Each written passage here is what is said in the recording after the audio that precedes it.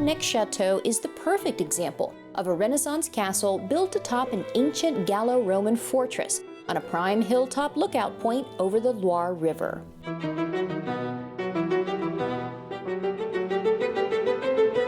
This is the beautiful Château d'Amboise, named after Louis Amboise, who famously in the 1430s was caught plotting against the king. In fact, he was even scheduled to be executed, but the king says, "I will spare your life on one condition. You gotta give me that pretty house." That's exactly what happened, and thus began the royal history of Château d'Amboise as a royal residence for the French monarchy.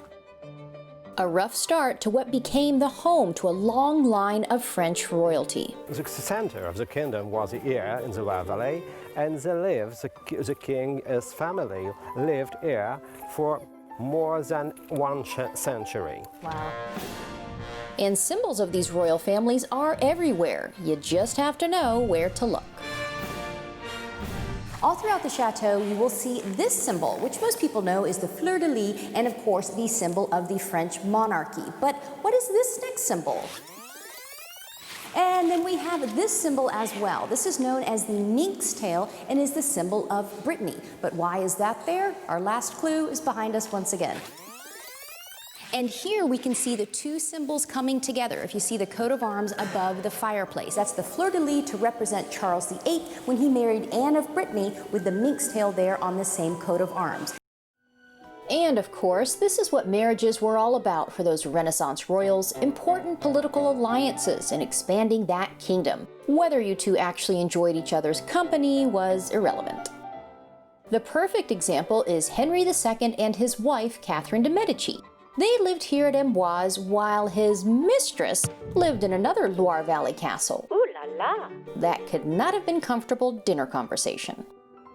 King Francis I grew up here too and later became known as the King of the Arts. He loved the arts so much, he invited the star of the Renaissance arts world, Leonardo da Vinci, to be his royal artist in residence. Francis I was proud of himself.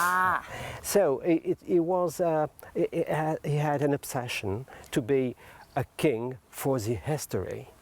And it's why he invited Leonardo here in Amboise, naturally, because Leonardo at this time was a very, very famous artist. Of course. And there's a wonderful legend that there was an underground tunnel built between Château d'Amboise and Leo's house. The tie between Leonardo and the king was very, very strong, but it was not a secret. So why to use a tunnel to come to the chateau? It was not necessary. But it's very nice to tell a story now.